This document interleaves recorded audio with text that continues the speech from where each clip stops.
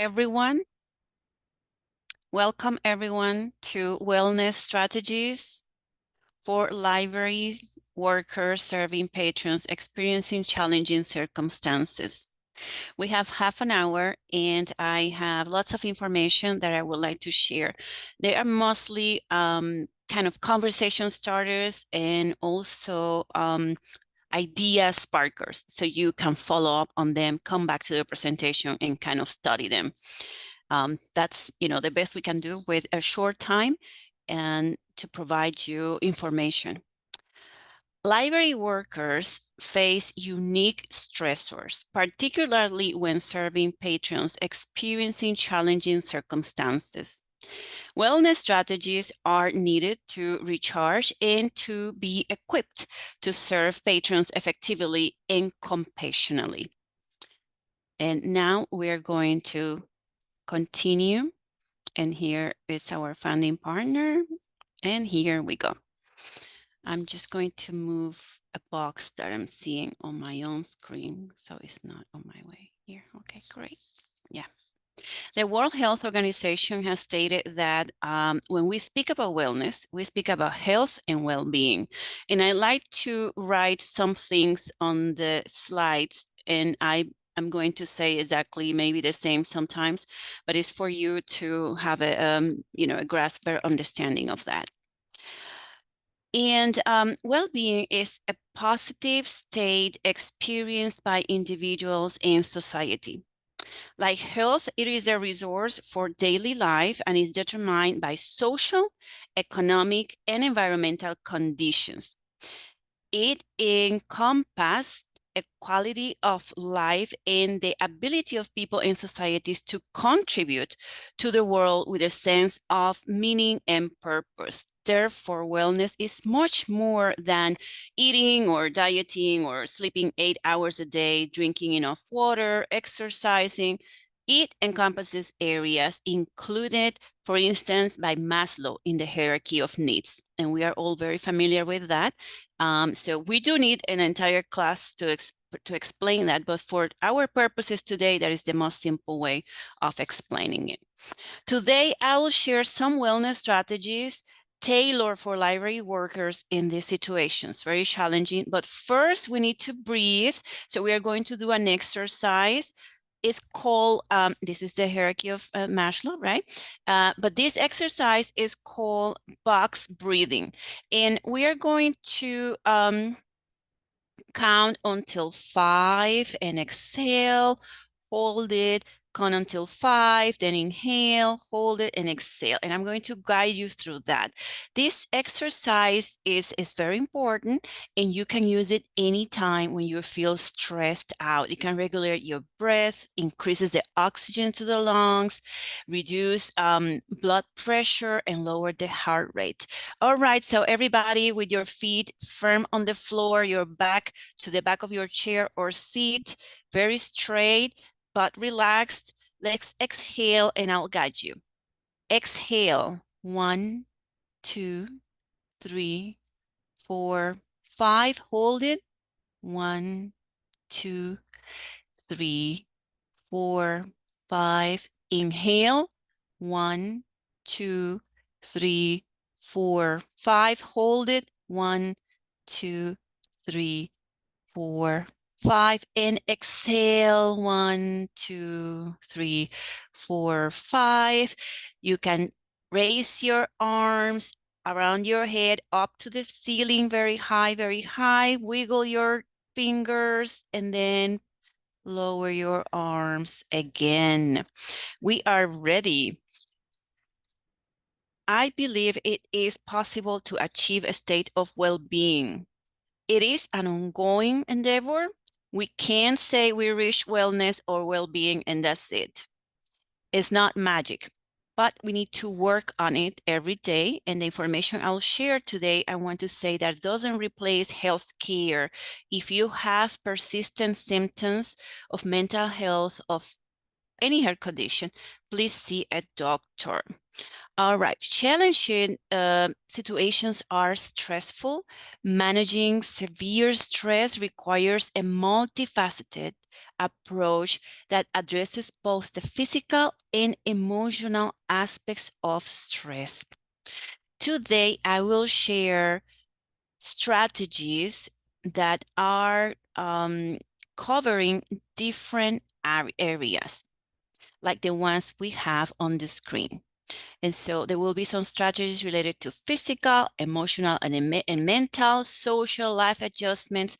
And I hope that you can take and write down or pull information that you think you need to work on. And I always like to say you can start with one or two things and then build on that. All right, so we're going to start with physical. And here we have some areas that sometimes we think this is all, wellness is only about exercising. There is much more than that. But it is important. Physical activity can help reduce stress hormones and trigger the release of endorphins, which are natural blood boosters. Activities like walking, running, yoga, dancing are very effective. Now, healthy diet, we have heard about this, right? Eating a balanced diet, rich in fruits, veggies, lean proteins, and whole grains. That is great to improve mood and energy levels. And avoiding excessive caffeine, sugar, and alcohol. Sleep hygiene, wonderful. If you can aim for 7 to 9 hours of quality sleep per night, you establish a regular sleep routine and create a restful environment. That's wonderful. Relaxation techniques, practice relaxation techniques such as deep breathing. We did one, very general, but you can start with that. Progressive muscle relaxation or guided imagery to calm the mind and body. And I want to stop in the one about progressive muscle relaxation. You'll notice I'm going right into the matter because we don't have much time. And how does this look? Well, these are strategies when we have acute stress. And I suggest you read about this. And if you have to consult with health practitioners, but these are some ideas on what you can do. All right, so the progressive muscle relaxation. Find a quiet place. You can lay down or sit down. Then take a few deep breaths. You could do the exercise we did earlier.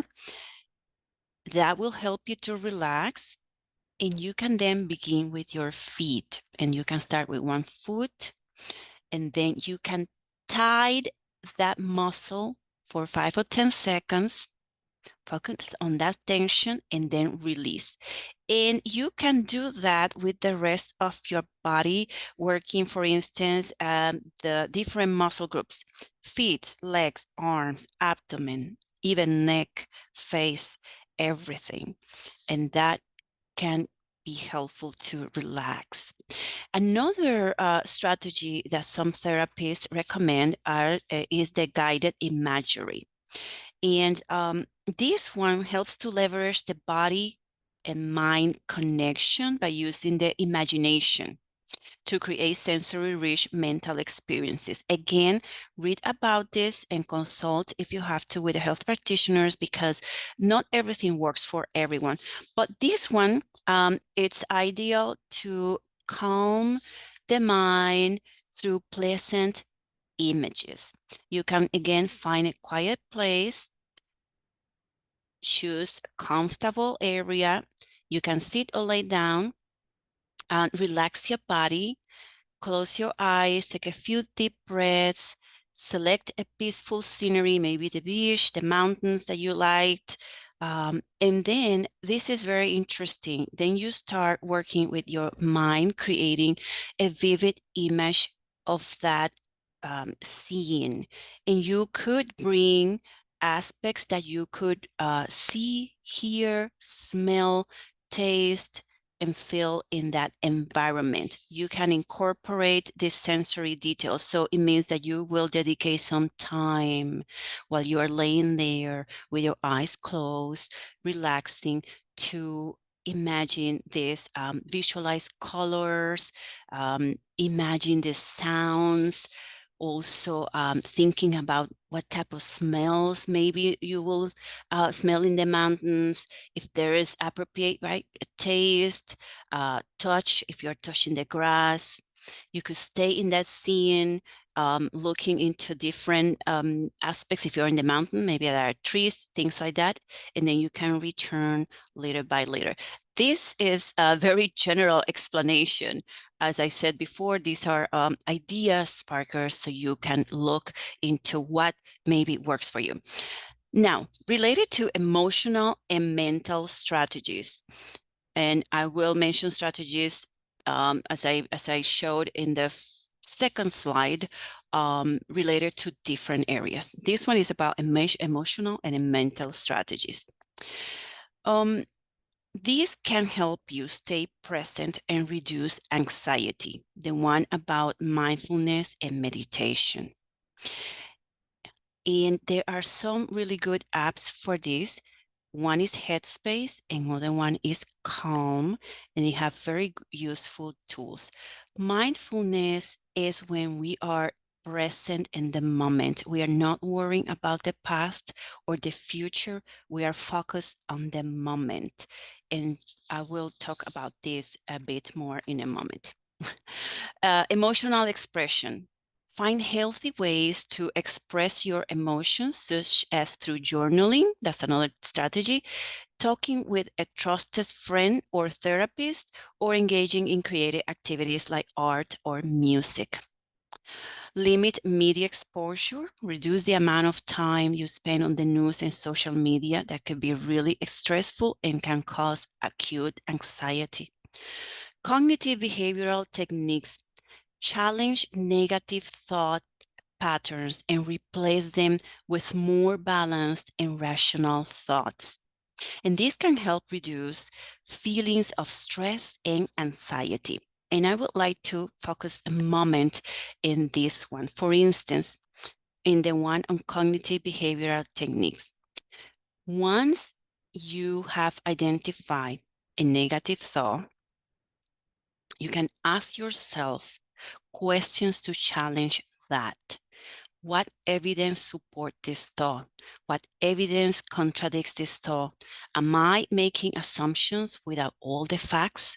Is this thought an overreaction to the situation? How will I view this situation if it happened to someone else? And then you can replace with balanced thoughts, practicing self-compassion, focusing on the present. Seek feedback. You can also seek feedback from trusted people, or if you need to seek professional help. Now, an example of this is, for instance, you made a mistake in a report at work. The negative thought could be, I am terrible at my job. I've never get anything right.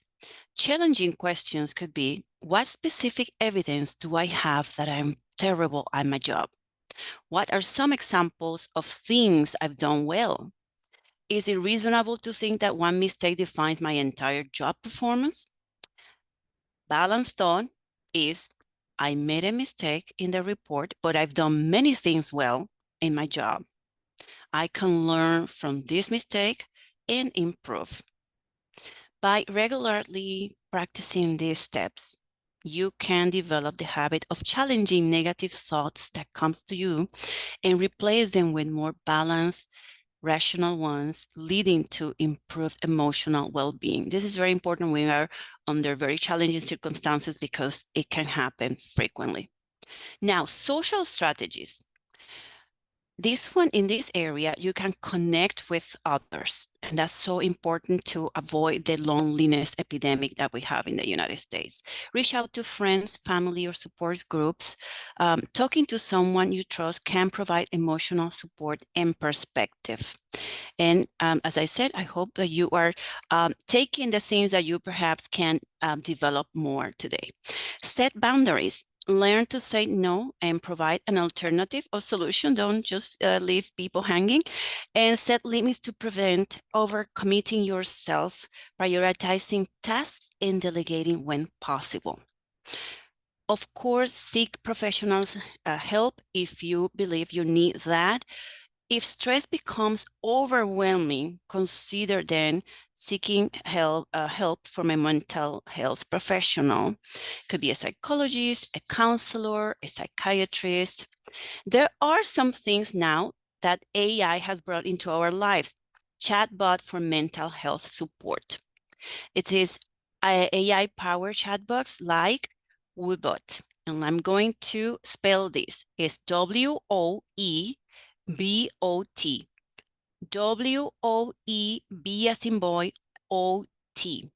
And that can provide real-time emotional support, offering coping strategies and mindfulness exercises that can be customized to you. My advice is to read and inform yourself about these chat box before trying any of them. But Woebot offers a limit-free version with basic features, including mood tracking, self-help exercises, and emotional support through chat. However, to access more, you need to pay. Now, other strategies related to lifestyle, some adjustments. For instance, time management. You could organize your time effectively by breaking into tasks into smaller, manageable steps. And you can use tools like planners or digital calendar to stay on track. There is a website called Pomodoro. Pomodoro helps you to plan your time. Now, hobbies and interests. You can engage in activities that you enjoy and take your mind off stress. That's the important piece, right? It could be anything from reading, gardening, playing, or a sport, cooking, or crafting. Self-care, so important. You can prioritize self-care by making time for activities that relax and rejuvenate you. And we are always on the go and we don't think about these things, but it could be taking a bath, enjoying a hobby, playing with your pet, or spending time in nature. Other practical strategies. Oh, so important. Then problem solving. Develop these strategies, these skills to address stressors directly. How? Identify the problem, brainstorm solutions, evaluate your options, and take action. Something may look super overwhelming, but if you break it down like that, you might be able to tackle it. Financial management, very important. That could be a main concern for many people. If you do have this, let's take a moment and seek advice on budgeting, on debt management, and financial planning.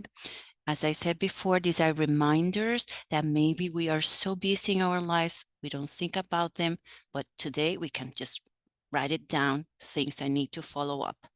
Combining these strategies can help create a comprehensive plan to manage and reduce severe stress. The important part is to find what works best for you and to be patient with yourself as you implement these changes. So we do have to slow it down a little bit. Other strategies related to workplace areas. For instance, important to have a supportive environment.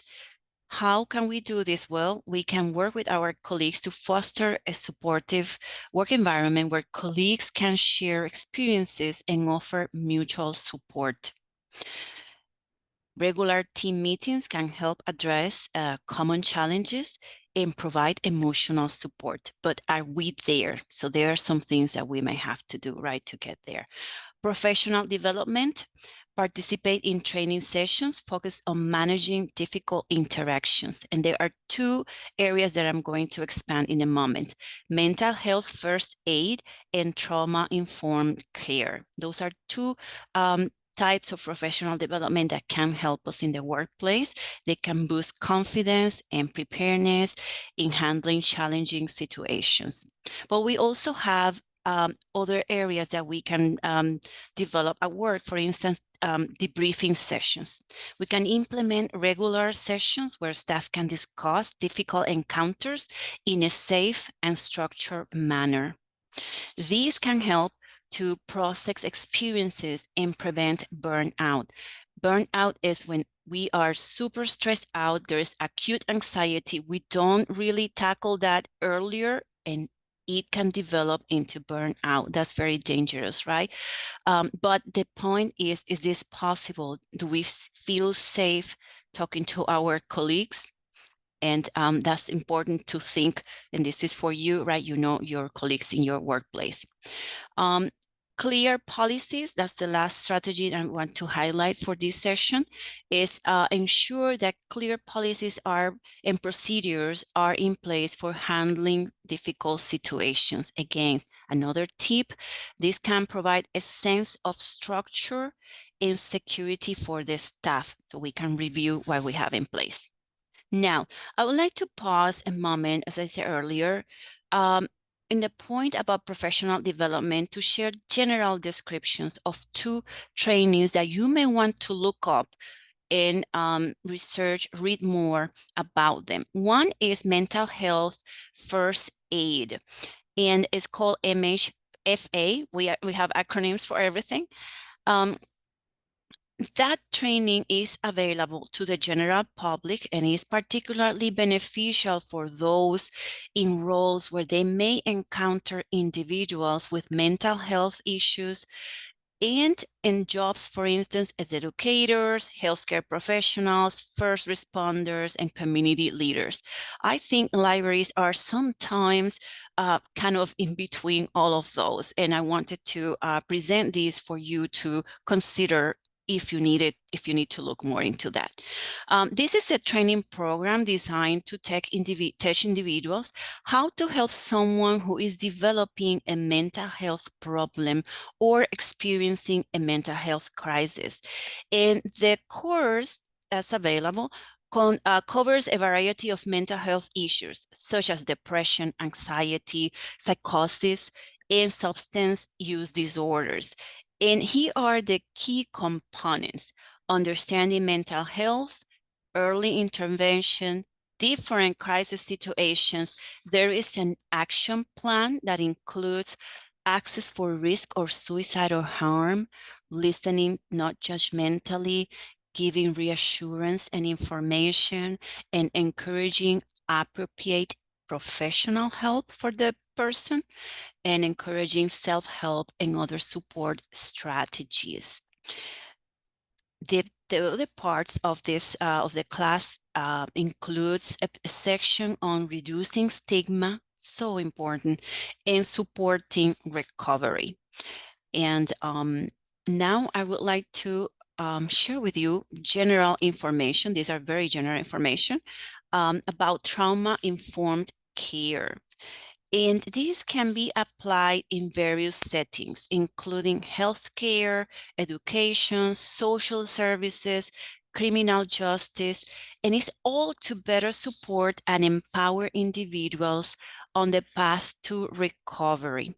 But it's also an approach to service delivery that recognizes and responds to the impact of trauma on individuals. So it's good for maybe librarians and people that are working in very stressful conditions with challenging situations to be aware of this. Do we need this? Do we need a training about this in the library, right? It emphasizes creating a supportive and empowering environment for people who have experienced trauma. And in a nutshell, these are the key principles in the component. It's very complex, as I have said many times today. These are our general ideas for you to consider. But the key components are understanding trauma, safety, trustworthiness and transparency, peer support, collaboration and mutuality, empowerment, voice and choice, cultural, historical, and gender issues, avoiding re-traumatization.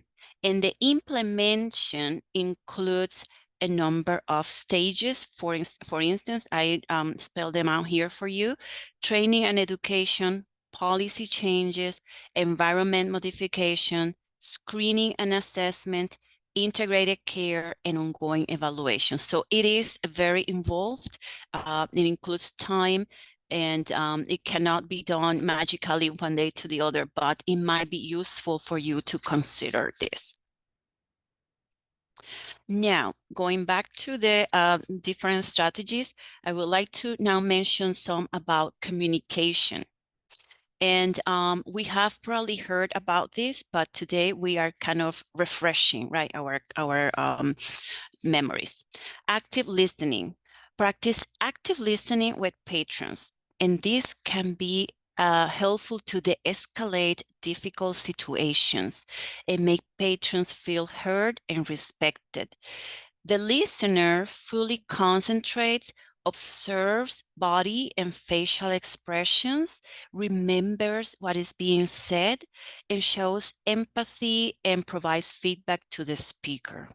And again, it's an area where you need to read more, but these are the main pointers. Empathy and compassion. Approach interactions understanding that patrons may be dealing with their own stresses and challenges. And this looks a lot like emotional intelligence, when we are trying to understand that the other person is experiencing stress and other emotions as well. Assertiveness training. Learn and practice assertiveness techniques to communicate clearly and respectfully, while at the same time maintaining personal boundaries. An assertive conversation style is when individuals express their thoughts, feelings, and needs openly and honestly, but at the same time respecting others. And so there is a nice balance between confidence and consideration. Other strategies related to organizational support. These can include wellness programs. It's good to advocate for programs within the library, and this could include stress management workshops, yoga relaxation classes, or access to counseling services. We also have flexible scheduling. When I do encourage flexible scheduling to help staff manage their personal and professional responsibilities more effectively. And employee assistance programs that can be used, for instance, if they provide confidential counseling. That is super valuable for workplaces, and also support services for employees. And this could be part of your organizational support to consider offering that. Peer support. We could provide this type of support at workplaces, including mentorship programs, when we can establish mentorship programs where experienced staff can provide guidance and support to newest employees that are experiencing all these crises for the first time. Peer support groups where library workers can share experiences and coping strategies in a confidential and supportive setting from others that have lived through that. Other practical strategies. Take regular breaks throughout the day to recharge, even if it's just for a few minutes. Use this time, step outside, stretch, and practice a quick relaxation technique or breathing exercise. Workload management. You can do this effectively by prioritizing tasks, delegating when possible, and breaking larger tasks into smaller, manageable steps. To summarize all this information, personal wellness strategies are crucial, and I would like to summarize. Self-care routine. Prioritize activities that promote relaxation and rejuvenation. Reading, hobbies, exercise, spending time in nature. Mindfulness practices. As I mentioned, mindfulness it's very it includes a larger or bigger definition, but I will say that at the core of it is staying present in the moment, not anxious about the future or the past, but thinking about the moment and how you can tackle that at this moment, whatever is happening at that moment. And you can engage in practices such like meditation, deep breathing, or yoga to help manage the stress and stay present. You can set boundaries, establish clear boundaries between work and personal life to prevent burnout. For instance, you can avoid taking work-related stress home whenever possible. And lastly, professional support. Consider seeking support from a mental health professional, a counselor, a therapist to discuss the emotional impact of your work if you think that is too much. And we are at the end. So by implementing these strategies, I hope that library workers can enhance their well-being and resilience, and also ultimately improve their ability to serve patrons effectively and compassionately. And there are many strategies that I hope that you can come back and study them and select the ones that work best for you.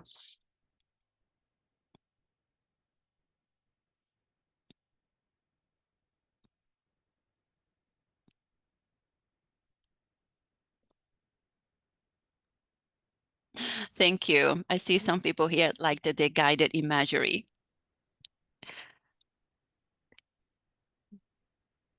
Right. Well, thank you, Loida. We are at time, so I'm going to Yes. go ahead and end the meeting, but thank you again for sharing. Thank you, everyone. Good luck.